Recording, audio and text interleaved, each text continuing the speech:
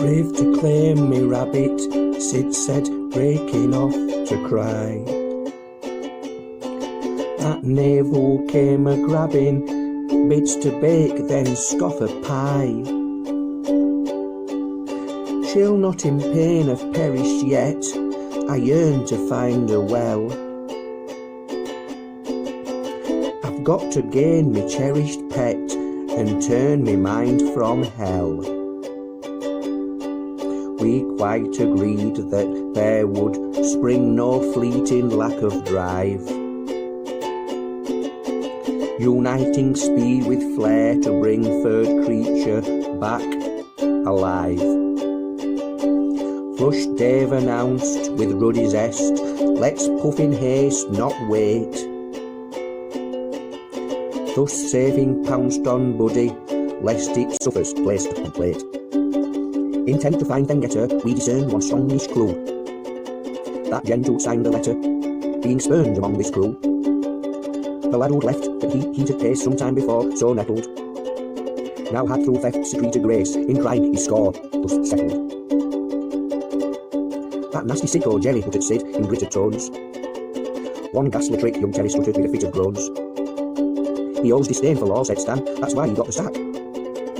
This cold, so plainly awful man, slyly shot us back. Determined Dave, with Sid and I, embraced the pressing case. A firm of braves in bid to try and trace and rescue Grace.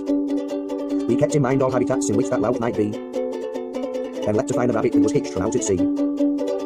With pay and strength expended in a shattered roving spell, that day at length did end with dinner at the Grove Hotel. Just left to sup some tea and stew, each mate was fair renewed. So death with cook then free to chew, Sid's plate was soon bare of food. The head chef Sid sought out to brightly hand him 50 bob. And he said, you did no doubt a quite outstanding nifty job. The frank chap spoke, I looked you feel spry of heart and merry. But thank this bloke who cooked your meal, my new starter, Jerry. You'd find it best, said the feeding chef, to place your son with him. The kind request, Sid seeming deaf, his face becoming grim. A very rapid fight occurred, Sid keen to strike the sinner. With Jerry snapping rights, we heard him sneer, right, your dinner. I spied you just eating up to knife, and then slew a hasty treat. Eyes wide in lust for chunks to fried and you with tasty meat. It's enough to fight on for that pet, you men have fought her back. He laughed. You might none more regret for when I chalked the sack. You slaughtered Grace to private stew, Sid boomed, you worthless rat. One sort of place for slime like you, entombed by earth, pressed flat. Begin and dancing leap to death, spear swings your way. No finished chance of keeping breath when here things lay. Sid sought his nasty cunning foe, he yearned to bite and pound, but caught a ghastly stunning blow that turned him right around. In rush to race, the bad man deemed it truly rash to stay. As flushed of face, Sid madly screamed, he'd duel smash and slay. His heated piling crew and boiled stomping crude of talk, as neatly dining two men coiled, chomping food on fork. Both Dave and I withdrew from it, no will to spin more colour. So brave yet tired, due to sit until this din turned duller. That cold, unstable monster cook, so keen to pour on distance. A folding table on 6 foot lent even more resistance. This rotter rushed at pace through door with a seedy, scornful laugh. Sid nodded, crushed his face to floor, till freed by Brawley's staff. This crumpled lad resounded woe, his buckled figure caving. To slump there sadly grounded, foe in chuckered vigour waving. Sid gasped and snuffled dumb despair, then sinking sick roared. I clasped his ruffled chunk of chair, fresh drinks of liquor poured. Until each broke departed, Sid stirred pacing down in doubles, to fill up broken-hearted, mid his spurred race to drown his troubles.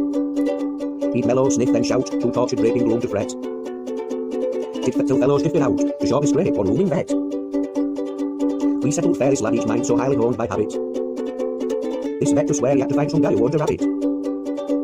Was this one part of Jerry's plainly spiteful plan? That Mr. Not at heart a very sane, delightful man. We advised him the bunny sort now burned the street in dash. 3 lads quite grim, one plum discord, so yearned to greet then smash. This vet come to now and use some curt and weedy joke. Upset a crew like sour ruse could hurt one needy bloke. He bade us not to cheat a vet but strive for Jerry quick. Lend aid to stop that creature yet alive but very sick. When fraud Sid heard his urging plea, whooped and gave a dance. His thoughts occurred with surging glee, there swooped a saving chance. With jutting chins and dashing flair we traced the room desired. We butted inside, crashing where much haste through gloom transpired. Men bore the stink of tatty socks beside a roll of money, then saw that crinkled battered box to hide one stolen bunny. On sight of fierce flopping, Sid's taut face turned soaking wet.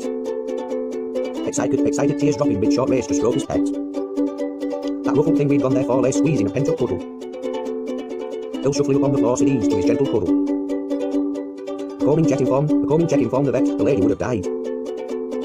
Her home a wreck, too warm and wet, no aid for blood and pride. There brewed about a very bad obscene disgraceful smell. I viewed that doubtless Jerry had not cleaned up Grace too well.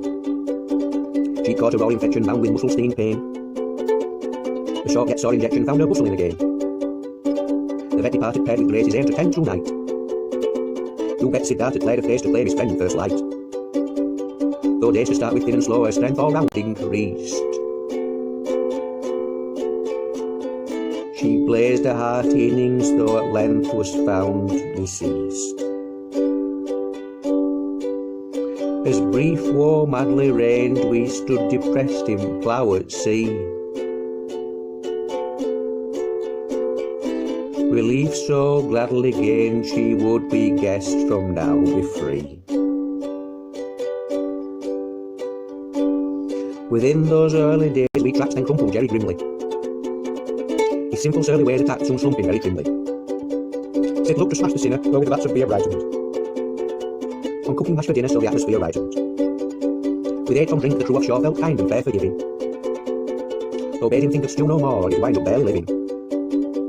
We pressed to free all trace of pain through downing more risk doubles. Though stressed, should he touch Grace again, we'd drown him for his troubles.